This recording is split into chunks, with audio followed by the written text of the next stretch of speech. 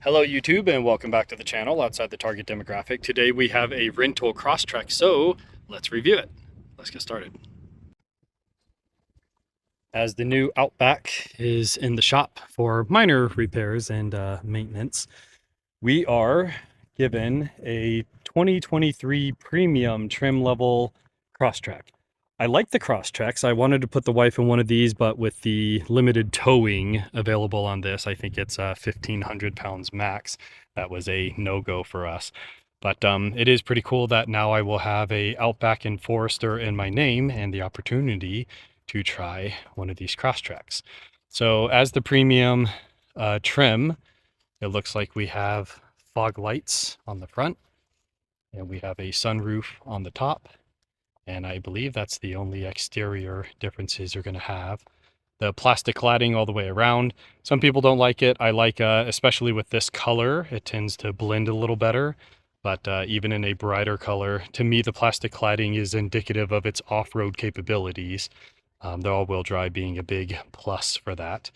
So this is what we have on the outside. The stylings are okay by me. The space inside is massive. That's kind of what you come to expect with Subarus. And if I walk up to it, I'm going to hold you at eye height. It probably sits right at shoulder height for me, and I am 5'11". So as far as getting stuff on the roof is going to be a little bit easier than, say, my Forester, which I believe when I'm standing up against it is going to be probably a good 4 or 5 inches taller. So it's going to be a little bit smaller. It is a subcompact kind of crossover shape. And that will also probably lead to falling into the seat when you climb into it. But nice compact little car with plenty of space on the inside, which I've said twice. So let's go ahead and see what that looks like. We are now inside Crosstrek and holding you at eye height. I mean, you can see, what is that? Maybe 4 feet away from the car. Much like my Forester, this appears to have what is lovingly nicknamed in the internet the greenhouse view. I can see everything around me. By that, I mean with the Outback, and I guess this one has it too. We'll look at it here. The A column is at a pronounced angle. You're looking at like a 45-degree angle, and it's blocking not a small percentage of your left view as well as your right view. So you'll find in your experience, if it's anything like mine, you'll have to lean forward and lean backwards to kind of clear your blind spots at every intersection you're at. Something you might want to keep in mind. The Forester is more upright and you have less of a blind spot. This is, I mean, 1.5 widths of your hand, right? So you're going to have a pretty big blind spot there and less so here. This one, even though it's at the same pronounced angle, again, about a 45, because it's coming at you, and I guess that's the beauty of the design here, it's coming at you, so it's not actually in the way. While this one is to the side of you, and as I said, it's blocking, I mean, that's like 1.5 feet of vision that is obscured. But once you get to the glass, you can see pretty well around you. The side view mirrors are of a shape, almost a oblong egg shape. So you get a little bit better visibility in what would be your blind spots. As we look in the rear mirror, we'll get you a better angle here like that. I mean, it's you're looking through a soda straw. It's quite narrow through the back. And as I look, the window isn't the biggest. We saw it on the outside. It's going to be restricted. It's going to be narrow. And then you can see the headrests are blocking what little view you do have. So I believe those are removable. We can check that when we go back there. Gives you a little bit better visibility. I have a coworker who has a Crosstrek like this, and he says he just lays his rear seats down. As you may know, I don't have that option due to previous decisions. So you are going to be restricted in that. How often are you checking your rear? Probably not enough. And when you do, it's going to be restricted. It is a subcompact, so you'll run into that. With the moonroof open, it's about the same size as the Outback. That is to say small. We have a hand's width here, so we're looking maybe a foot. It's not very big at all. It doesn't even go past your headrests. So it is in such a position, as I noticed on the last 800-mile trip we did with the Outback, that in your seated position, you really cannot see the roof. I usually wear a hat, as you may or may not know, and the bill of the hat completely obscures the fact that I have a moonroof. The problem I foresee with that is if you open the moonroof, you don't hear that it's open because you're not moving, because you're entering a parking lot and the car is going to be sitting for 8 hours, and then it rains when you're inside. And I don't know how well this stuff is going to hold up to being rained on, but there you go. So we do have the controls here that we will need to start the engine in order to do. So we have a tilt, which will raise the rear of the glass and allow a little bit of air to flow out that way. And then we have the window actually opening, and I believe it slides into the chassis of the car. So it does not go above the car and cause buffeting and wind noise. It slides into your headliner. Again, maybe a foot. It's not very big. It does allow quite a bit of air to flow in. It is a great way during the summer to let that 170-degree air out of your car quite quickly, because it turns out heat usually hangs out up there. You also have your headliner that you can replace. And I believe I read, we will confirm, you cannot close your headliner until the window itself is closed. So there is a bit of a safety there. You cannot close this with the glass open, allowing the rain to start pulling and destroying this and destroying your electronics and getting into your cabin. So they were smart enough to consider that to be engineered in. With the engine running, we have everything illuminated. We have all the controls on the steering wheel, your phone and media controls, and then your eyesight and cruise control and sport mode and fuel efficiency modes, volume controls, all the things. We also have, appreciated by me, analog gauges. So we have your tachometer on the left, your speedometer on the right. We have temperature for your coolant, it looks like. And then we have your gas, which is quite low. It is a rental car. Thanks, dealership for giving us nothing. The center screen here is controlled by, would it be here? Okay, so on the Outback, it's here. So they don't really follow a standard across their vehicles, it looks like. 28.9 miles per gallon registered, previous owner driving however they drive. But you can cycle through the menus here. It's, I'm not going to say small.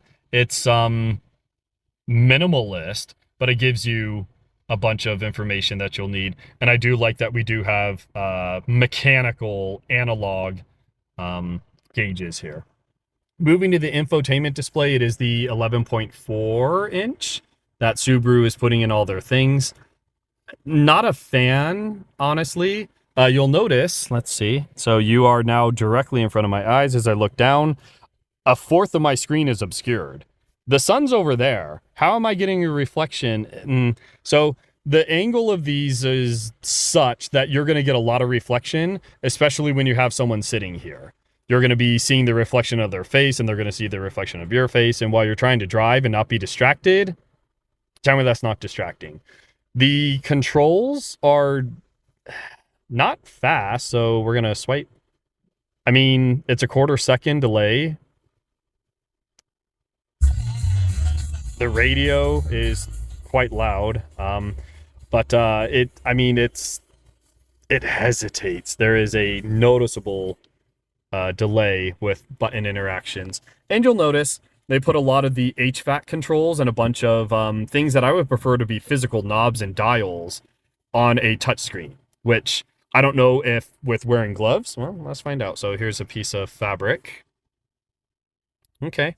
So maybe it will depend on what type of gloves you wear during the winter or while working outside, right? And you get in your car, you just want to drive, you want the air conditioning on. You may or may not have to take gloves off. I don't know if this is a capacitive or a resistive display. So far, it appears to be resistive, but that could end up being a thing. And then while you're driving, trying to find on a 11.5-inch screen a 1-inch by 1-inch button that has no tactile uh, feedback for you. While when I grab this, I know I have a dial and I know how many clicks because I feel the number of clicks. When I push this button, I know how many times I've hit that button and I know what that button is because it's a button. With this, if you're blind, if you blindfold yourself and start touching things on your phone, are you going to be able to launch YouTube? Are you going to be able to dial that phone number? Probably not. That's with you not operating a 3,400-pound land missile at 70 miles an hour. So, gotta say, not a big fan of this technology, honestly. My 2018 Subaru Forester has a smaller display, and turns out your phone does all these things, and it's a user interface you don't have to learn. It's a hardware that can be upgraded every year for hundreds of dollars instead of replacing this whole thing is going to be thousands of dollars and require several hours of man time to tear into the dashboard to get into it. Not a big fan of this. Also, when we do this, you have an 11.5-inch display that Subaru is going to tout left, right, and sideways. The backup camera is 3 inches by 5 inches. It's the size of a note card. So you're buying this giant display and you don't even have a super high res backup camera, and it's not taking advantage of the whole display. Oh, also, and it kills a bunch of your functions. You really can't do anything while you're backing up. It is customizable. You can put, you'd have to go into the settings and you can add or delete whatever options you don't want on here. You do have a couple slideys up here. You can set these up for the date, the time, oil temperature, how hard you're pushing on your accelerator, pedal, fuel efficiency, stuff like that. So it is nice that you can customize those things, but you'll see, I mean, that it's a quarter-second delay, and loading the radio stuff took a minute. And the radio is already playing, so not. You'll hear in a couple reviews that this is not the best. Also, not familiar with this car. This appears to have the driver identification system. It's an infrared camera that will monitor if you're distracted, and it will chirp and beep and all. I believe that is the case. This is not on the wife's Outback, so I believe that is the infrared cameras. We will find out as I start driving. It does have paddle shifters. I've recently discovered them. I really like them coming from a manual transmission car. You're really going to wring out more horsepower out of your CVT transmission by getting up into your higher RPMs, up into the power band. And these things will scoot. These things will absolutely pull away from you. In the seated position, as I look down, I am 5'11". I have more than 5 inches of clearance before my knees start hitting anything. And the powered seat is not really set up for me. It's more for my wife because she is the one borrowing this car. So the further back I go, I can have substantially more space. But I guess the better way to prove that, at 5'11", all the way up, I am just now starting to hit on this knee, and I am pushing into the dashboard. So you can scoot this thing all the way up unnaturally. So depending on if you are a shorter or taller dimensions. As we look at the door card, pretty well laid out. You have soft cloth material here, harder material as you move up. The controls are ergonomically laid out in a way where I'm not stretching up to get to them. My hand can easily go into the holder, and I can access all the things quite easily. I don't have to reach all the way up. As we go to this side, the top of the center console, not the most comfortable. I don't think there's any squish to it. It feels like it's a hard plastic with a leather coating, so there's not a much dampening or plush on there. That color will continue down into your center console. I do like how minimalist this is. There's no shiny plastics, very little shiny plastics, not a lot of buttons, this, that, and the other. Everything's pretty clearly laid out. The heated seat controls are right here. They're in a place where you really have to go out of your way to accidentally hit it or activate them. In the Outback, by comparison, there is a button right here and right here, and you would have to hit that. It would load this side of the car, HVAC controls and heated seats. Then you have to go to the middle of the screen. This is all while you're driving, by the way, and tap the heated seats a couple times to get it to whatever position you want. This one you have high and low, and it is a physical button. I'd much rather prefer the air conditioning be here, but they did give you physical controls for the thing that you will use at most a quarter of the year. So good on them for that. We have a electronic parking brake here. We have our gear select. It is, again, 5'11" me. I can grip it at its furthest point with my elbow still on the center console. So I would say it's at a ergonomic location where it's easy to control without having to reach all the way out of your comfort zone to get to it. Again, for shorter people, pulled up a little bit more, it's going to be even more within reach. We also have a 3.5 millimeter headphone jack, a 3 amp output USB-C, and a 2.4 amp output USB-A. What I don't see is a 12 volt cigarette outlet, and they did put that right here, which is more than I can say for the Outback. So they do have it here. Maybe not the most ideal of locations. I do like if they do have it here, they have it off to the side. So if I need to run a inverter or a tire pressure pump or air mattress pump, whatever, I can keep it underneath this seat, have it plugged in here, and still be able to run the things. Or if I need to plug in a cigarette outlet adapter for charging cell phones, it could be used by not only these two, but also the two in the back. We could run the cables more readily back there and save another foot from running it at these extensions here. The last thing it will have, again, comparing this to the Outback, a rather sizable storage tray here. I have a iPhone S22. Wow, blasphemy. Android S22. Thank you very much, Master Race. It will easily fit here without sliding around. It is recessed enough, and there are wings on both sides where under more aggressive driving, your phone isn't going to be going anywhere. The Outback, by comparison, has really no place to put any phone in here, and I'll be covering that in another video. We have actually functional cabin lights versus map lights. The Outback's lights are probably, no joke, like that big, and they are very much a column of light for reading a map, not for lighting a cabin. So not only does this have that, but it also has the rather logical decision of hitting the light to turn on the light.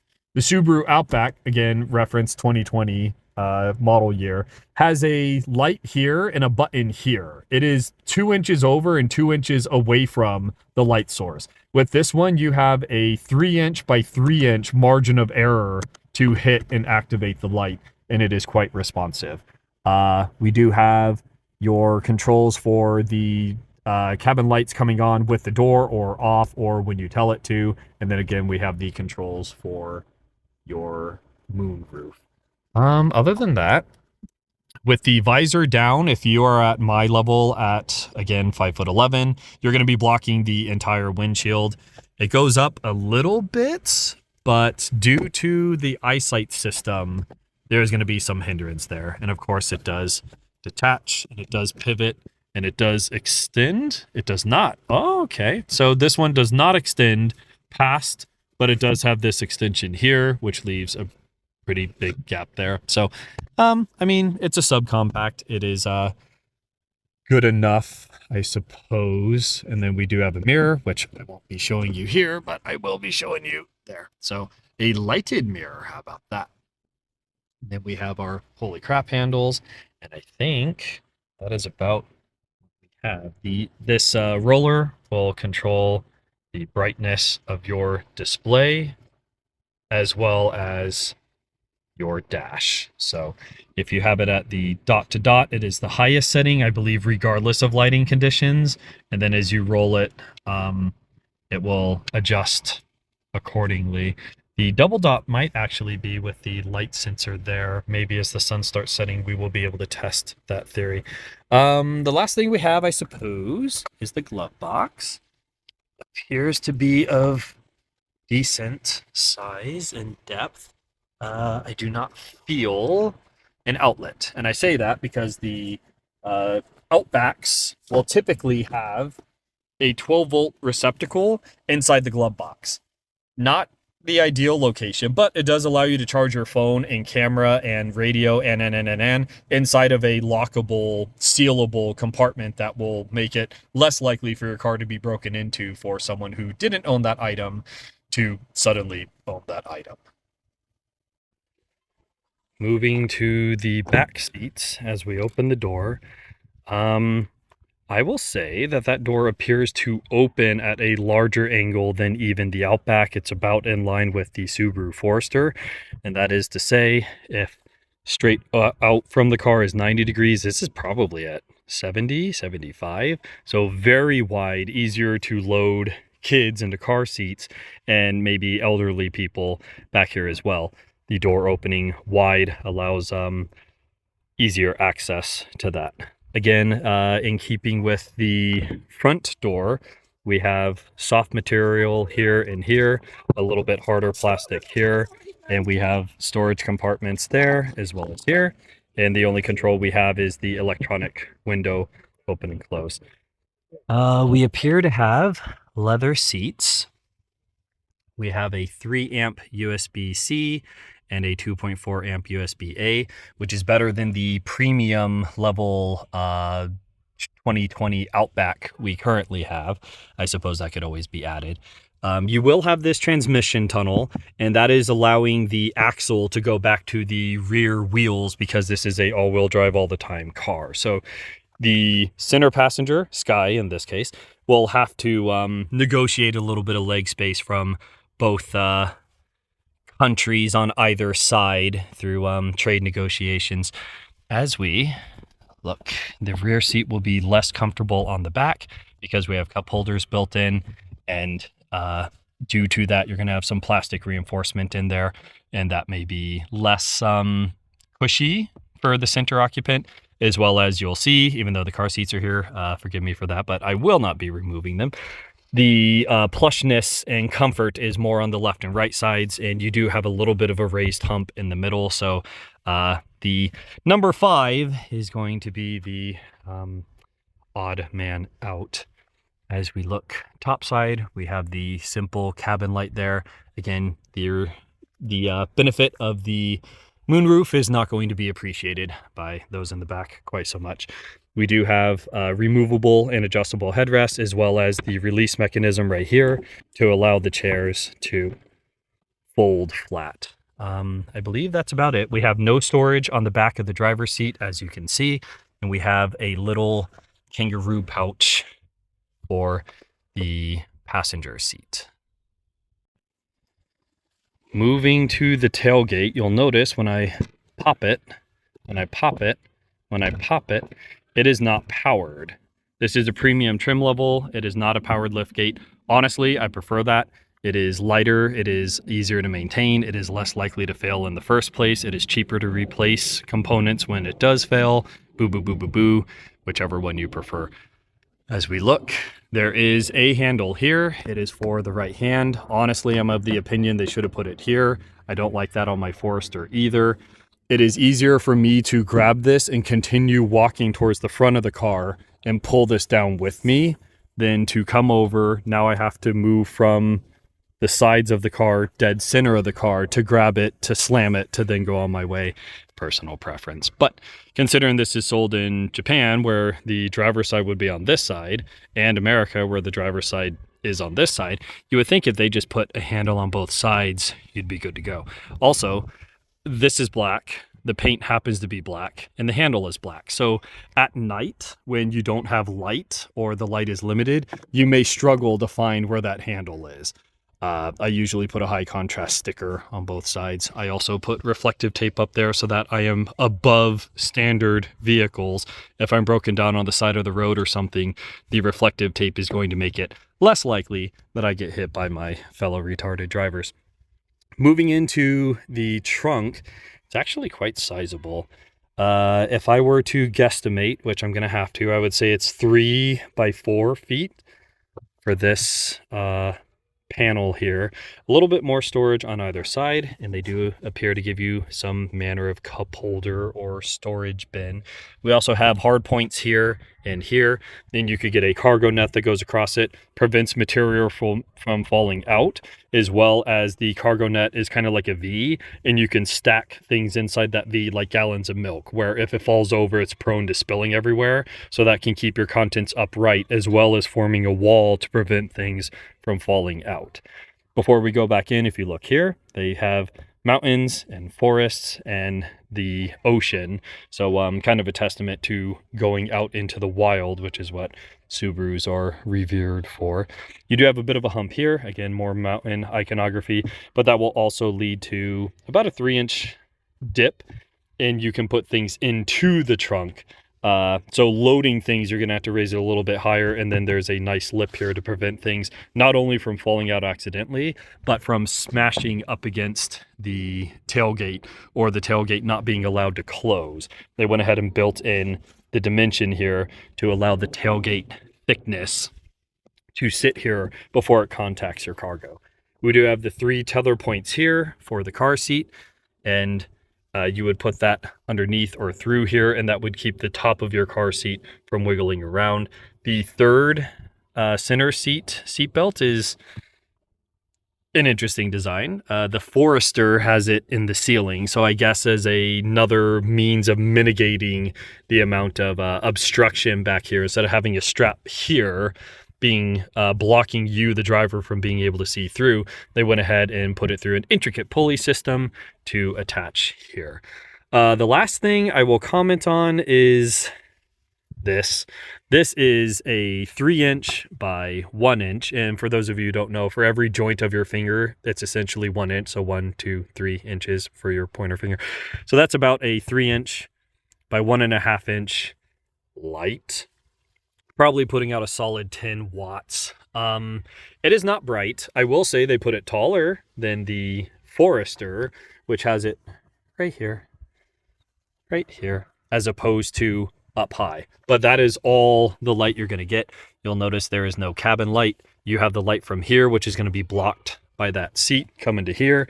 And then you have this little thing that if you were to put a item on this left side, now killed the visibility of your entire cabin. For those of you who are interested, I have a very easy, cheap solution for that. For about $15, you get an LED light strip.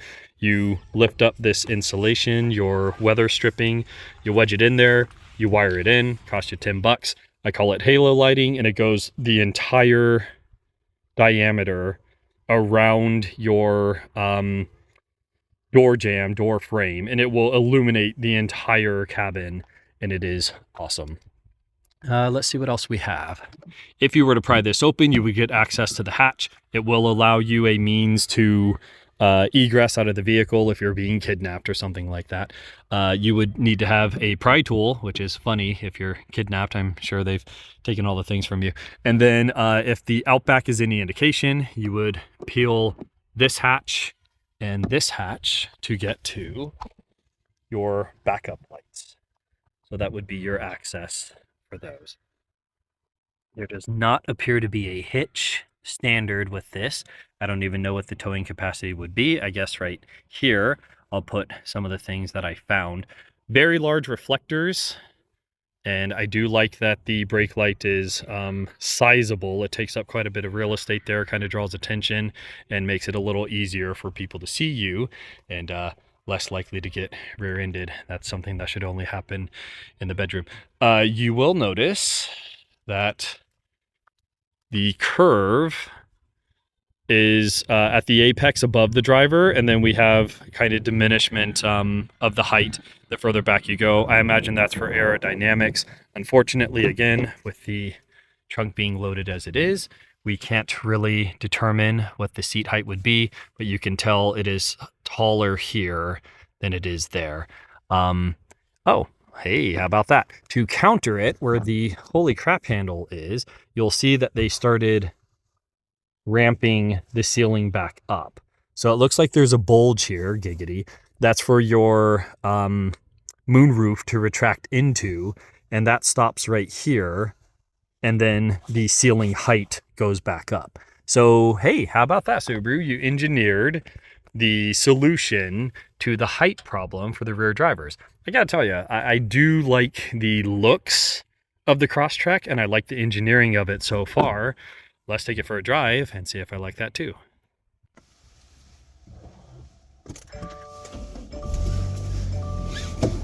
One thing I failed to mention is with the Crosstrek and most of the newer Subarus, you have a keyless entry and you have a keyless key fob. So it is a push button to get it started. I don't see what the problem with the $2 mechanical key is. Something that cost me $2 to get copies of at any store, which is what I have in my 2018 Forester, but so be it. So we're gonna back it up.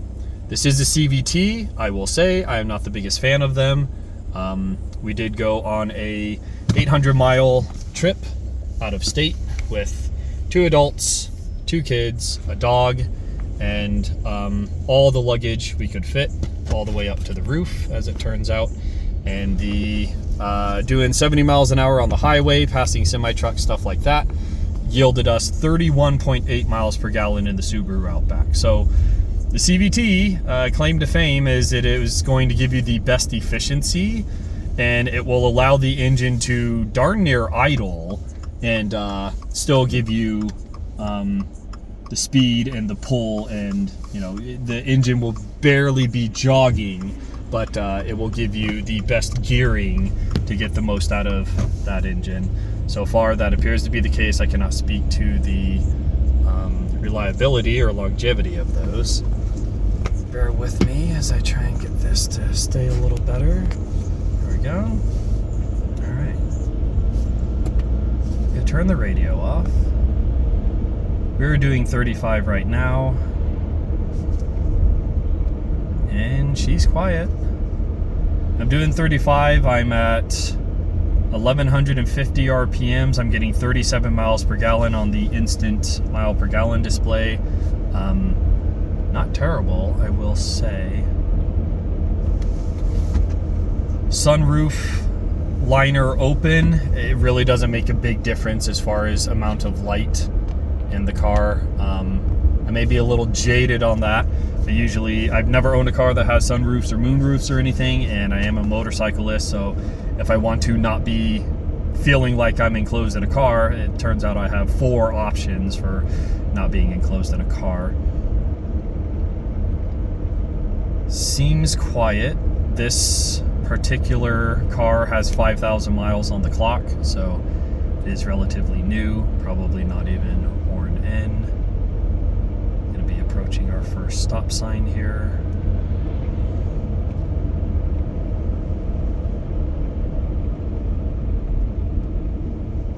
Brakes are responsive. They engage after maybe an inch of give with your foot.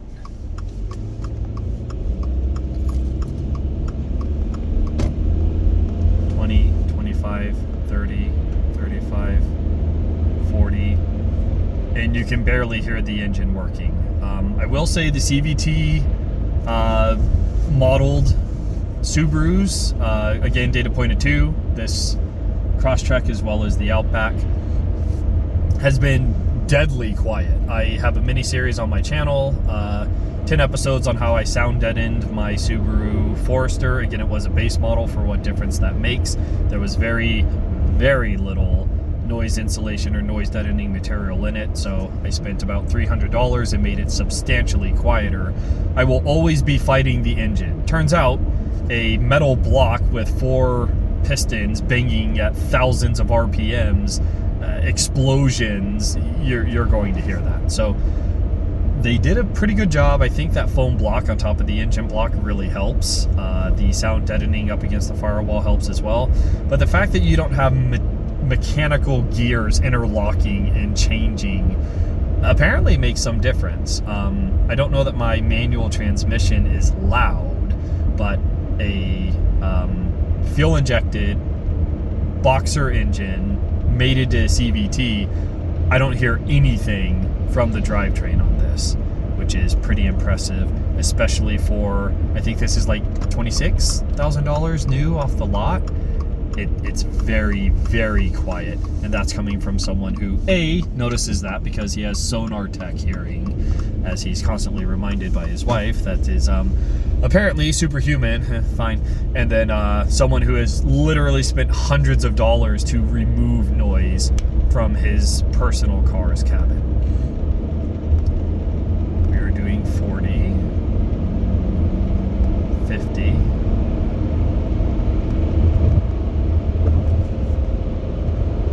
60. Let's get to cruise.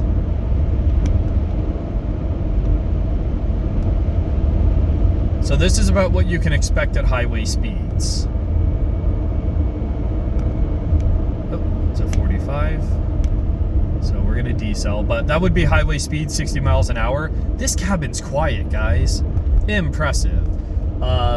Probably very minimal sound deadening material in the doors in my experience, and the trunk, which I would say make the biggest return on investment.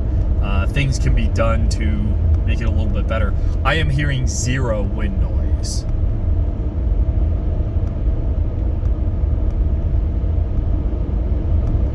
Very quiet. Beautiful. Seating position is very good. The steering wheel has a little bit of squish to it. We're gonna get into a little bit of twisty windy here.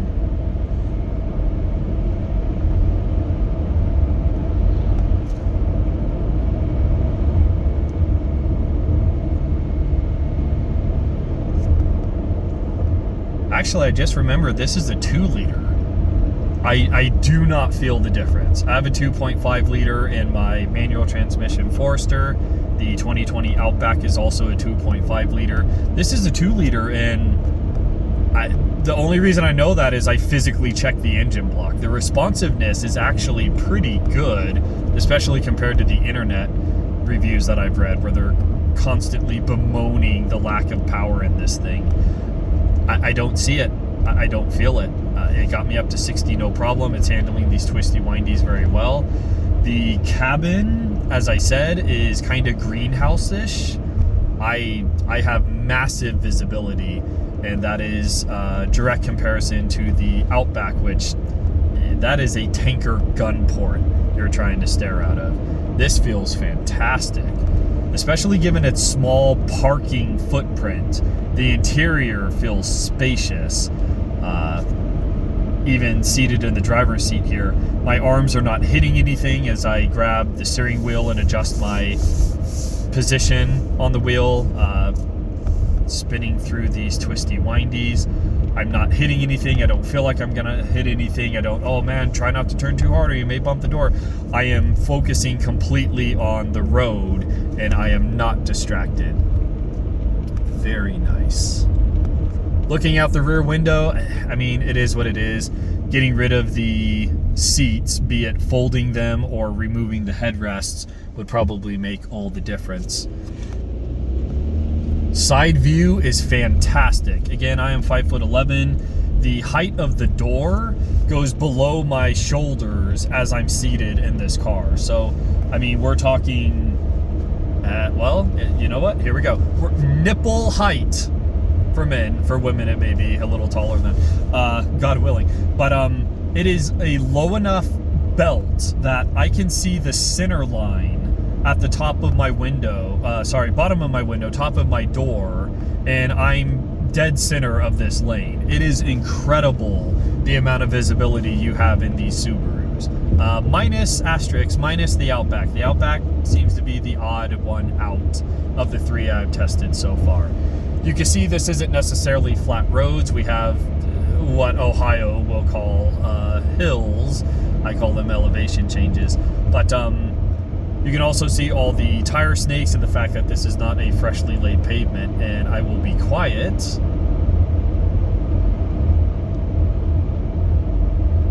And so will the Subaru. I am not hearing the road, I am marginally feeling the road. I'm not being thrown around. This is a relatively small, lighter weight vehicle that, you know, doesn't have a tall height or anything, so I'm not really feeling any of the body roll through those turns. Granted, they weren't hairpin turns, but this thing is just complacent. You can barely hear the thump, thump, thump, thump, thump of the tires going over the inconsistent tire snakes there, but this cabin is muted. It is fantastic. Head height, again, 5'11". I can put my hand sideways with my thumb on my head and the far side of my pinky up against the headliner. So I probably have another 4 inches above me, and that is with the skylight closed. If the headliner of the skylight, if the non-transparent lid was opened, I could have a little bit better visibility here. You know what? We have no one behind me. 3, 2, 1.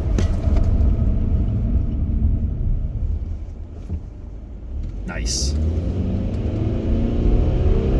20, 30, 40, 50, 55. My foot was not down to the ground. My understanding is that is how you get the most power unlocked, either that or manual mode, which I would highly recommend. But she'll get up and going, and that stop was pretty controlled. There's the slightest amount of me having to maybe correct it, maybe steering a little bit to the left. It felt like the car was pulling a little bit, wanting to face to the right. But that was a pretty hard stop. I mean, you're not going to be thinking about any of that stuff when the situation calls for it, when a deer jumps out in front of you, stuff like that. Very composed, I would say. Come to a full stop.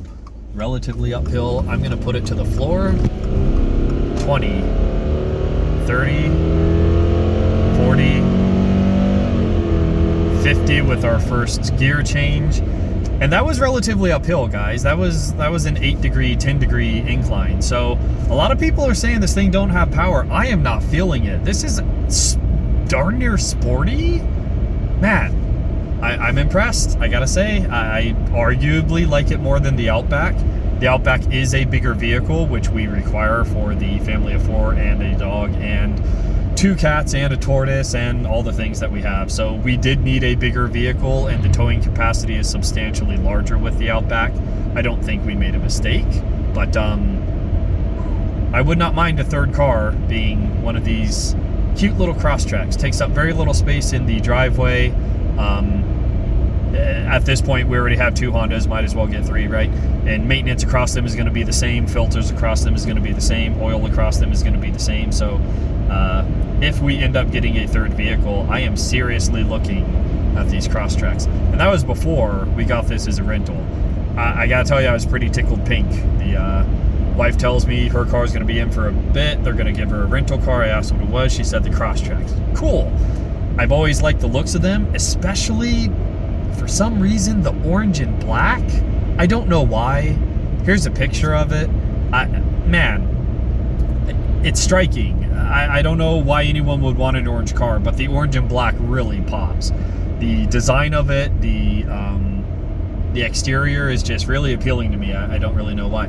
And it appears to be a little fuel sipper. This is 20% less displacement. It's a 2-liter compared to the 2.5 of both of our other cars. You would imagine it's going to be more fuel efficient. I believe it's rated for 32 or 33. The Forester is rated for 28 combined, I believe, and I get 32 during the summer routinely. So it all depends on how you drive. Hey, look at that, another Crosstrek in front of us. Up here in Northeast Ohio, I mean, maybe 1 in every 30 cars, 1 in every 25 cars is a Subaru. With our winters up here, the all-wheel drive and durability is unmatched, I feel. So, staring into the sun a bit, let's try that flip down visor, and yeah, perfectly adequate. Kind of wish it would lean up a little bit more, but I can block out the sun as it is designed to do. We're currently doing 50, and listen to this cabin. The slightest amount of front wheel noise, but I'm hearing no wind noise. And I think that's a testament to the engineering of the Subaru, that they made it relatively aerodynamic. Subarus aren't known for their fuel efficiency per se. This is an all-wheel drive all the time car that can easily fit 2 adults in 2 car seats, as observed by this review, with space in the trunk. And it's rated for 34. Right now I'm doing 50 miles an hour. This is not a level surface, and the built-in fuel efficiency gauge is saying 68.3. This is a fuel efficient little bugger with off-road capability and on-road snow capability. The first winter I had the Subaru Forester, granted manual transmission, for what difference that makes. I had winter tires on it, probably a 25-degree incline hill. This was not a small hill. 10 feet of undriven snow.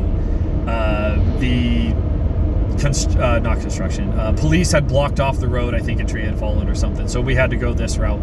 And I'm staring at this hill that is a legitimate hill, not an Ohio hill, an actual hill. And I'm like, I wonder if the Subaru can do this. That Forester climbed that hill with the confidence of a spooked cat on a carpet. The traction was incredible. I never fishtailed. It never slipped. It never hesitated. It never gave up. It just tugged straight up like it was summer. It did not care at all. Cannot speak to what this one will do, considering it's the end of April, and God willing, Ohio won't have snow again. Although we literally had snow last week in our vacation up north. Anyways, the off-roadness, the ground clearance, the way it handles snow with the all-wheel drive, incredible setup, especially for less than $30,000. If I had an accident with that Forester, I would absolutely be getting another Forester or one of these Crosstreks. Incredible value for the cars. I'm finding maintenance on them is relatively easy compared to the other cars I've had. 2 Saturns at this point, for what that's worth. But so far I have 85,000 miles on the Forester, and we have put 10,000 miles on the Outback. So family members have had Subarus. We've had no mechanical failures. We've had replacements. We've had maintenance, but we haven't had catastrophic engine destruction or transmissions grenading or anything like that. So in my data point of 1, in my lifetime, the Subarus in our family and people we've talked to and people who have had them have had nothing but glowing reviews about them. If you have any, leave them in the comments section down below.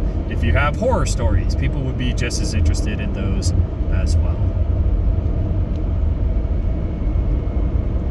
I'm not able to test the cruise control or anything like that. The eyesight system will tell me when I am leaving my lane, and it doesn't seem to be audibly informing me, which is appreciated after our trip with the Outback. Okay, so right there I attempted to cross the center line.